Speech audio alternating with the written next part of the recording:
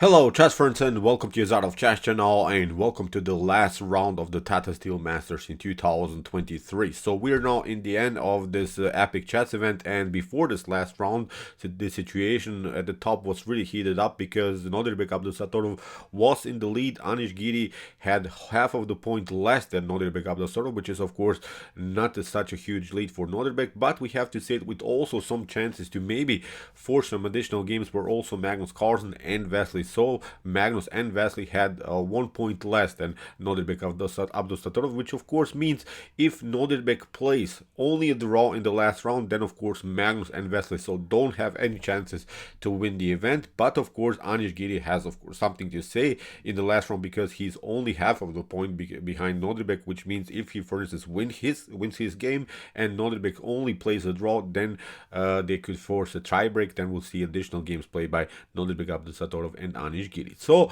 let's skip now to the Anish game. Anish game was against Richard Rapport. It was a very now important game of this chess event. Anish played here with the white pieces against Rapport, who played I think so far warm and cold. He played really great attacking brilliances but also lost many games. Although in my opinion Richard Rapport is really one of the most attractive and most aggressive players now these days. Still of course he's messing up somehow his position, so this is now maybe a huge chance for Anish Giri to make something and force really an additional game here against Nodirbek Abdusattorov. So let's see now what happened. As I said, the game ended a couple of minutes ago. Really heated up moment now in the Tata Steel Masters in 2023. So here Anish opened with the move e4. Here Rapport plays c5, knight to f3 after d6, d4 by Anish, c takes d4, knight to d4 after knight to f6, knight to c3 and knight to c6. Here Anish goes into the so-called Richter-Rauzer attack. It's of course a very common and very aggressive idea of White. White is hoping many times to mess up the pawn structure by playing simple bishop to f6 moves. G takes f6 or e takes f6 could create then of course structural weaknesses in the position. Black prevents these ideas with this common move e6, but here Richard Rapport plays really a strange choice. He plays now the move g6. G6 is of course not good, but it forces really a dynamic game, and that's what I talked about Richard Rapport. He's always trying to spice up his games. He's always searching for new opportunities. That's why I think we should really watch more this Richard Rapport games. They're really attractive with cool ideas, with cool tactical approaches. So he doesn't care basically. He doesn't play the most common stockfish line or something. No, he chooses to tease you here. He plays now really rare opening with the move G6. Of course, it's not the optimal way to play, but it's now probably getting also Anish Giri a little bit out of preparation, because from this point on I think you play a new game sort of. So Anish accepts the challenge. He says, okay, I will at least mess up the pawn structure like you usually do in the Richter-Rauzer attack.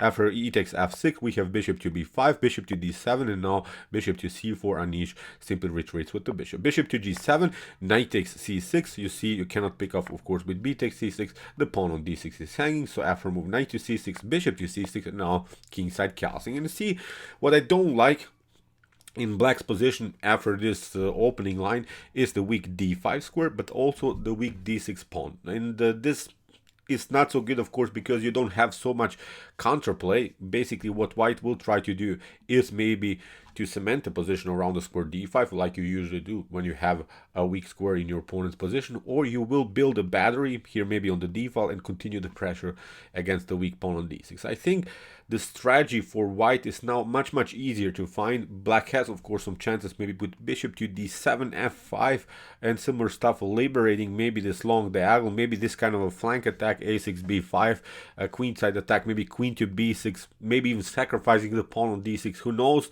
But it's a risky choice here really that Richard Rapport played. So castling, we have queen to d3, rook to c8, and now the normal choice, as I said, knight to d5. We are occupying the weak square. Even if you pick it up, then bishop to d5 leads into complications. Queen to b3 could be a problem around the square f7. This bishop is paralyzed. If f5 happens, we simply play e takes f5, which could also create a messed up pawn structure. So as I said, this is not working. Knight to d5, we have rook to e8, c3, very important move by Anish, not allowing here some tactics on this long diagonal. We have now bishop to d7, prepare now move f5, bishop to b5.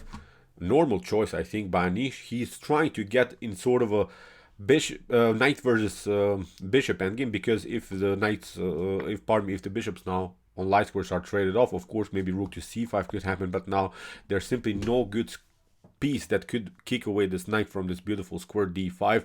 Will simply continue with rook to d1, and this will be this octopus knight, this knight that cannot be really in any way annoyed by on this beautiful square, so the knight will stay on d5 forever, and this is now a much better continuation here for white. So in the continuation, bishop after bishop to b5, here bishop to c6 was played by Rapport. He is saying, okay, if you want to take now, at least I'll play b takes c6 and I will kick away your knight from d5. So that's why Anish retreats. Again, bishop to d7, rook from f to e1, and now f5. This is the goal that basically Richard Rapport wanted to play. f5 is, of course, liberating now finally the dark square diagonal. Here we have bishop to b3, and after f takes e4, rook to e4, played by Anish, and now bishop to f5, pinning the rook, but it's of course only temporarily, because rook to e8 leads into the check. Here after queen to e8, the queen has to step back, and notice mission accomplished, I think, for Anish. Okay, maybe this is now a simplified way for black to play the game. Maybe the bishops are good now finally, but still, d6 is weak square d5. I still would love, of course, play to more this position from white's perspective. All black has the bishop pair, but this powerful knight is really something that caused, I think, here a headache to black. So in the continuation, we have now bishop to e6, rook to d1, queen to d7. Maybe here rook to c5 is also choice. Maybe continue the pressure somehow around the square d5. At least you're battling against this annoying knight. After queen to d7, we have h3, b5, and after queen to f4, rook to c5. Now finally by Richard Rapport, finally he's attacking now this knight. In the continuation, knight to e3, played by Anish, we have bishop to e5, queen to e4, king to g7, improving the position of the king. And here Anish has, I think, a beautiful choice. He can play bishop to e6. Bishop to e6 here, I think, I'm not saying this is winning for white, but this line leads into complication for black for sure.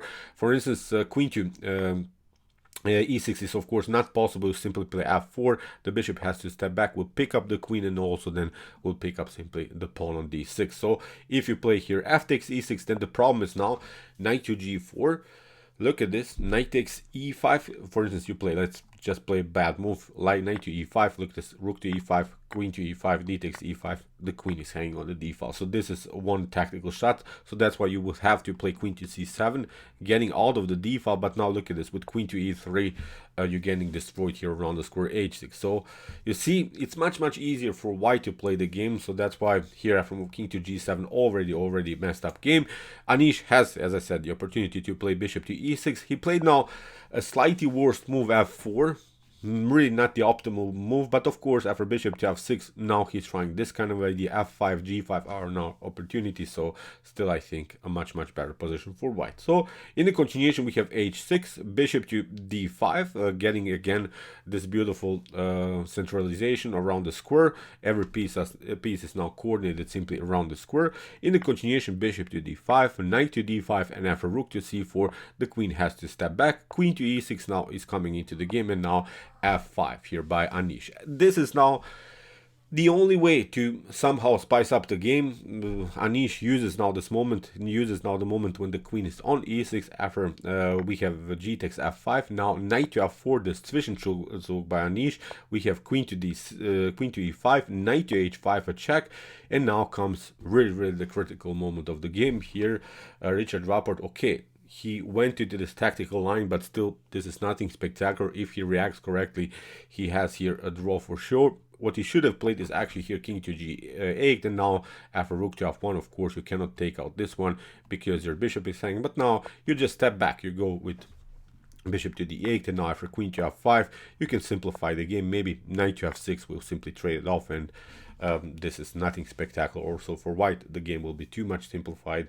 We'll go into a rook and pawn endgame, which could be, I think, a drawish position for sure. But after move knight to h5 here, Richard Rapport makes a huge mistake. He plays now the move king to g6, which is not good, and now rook to d6 is a beautiful move here that Anish found, of course. If you play here queen to d6, then queen to f5 is a beautiful, beautiful checkmate. So that's the tactic that here Richard Rapport missed. So after move rook to d6, king to g5 has to be played now. You have to get out of this tactical mess, and it's now very easy for Anish to play the game.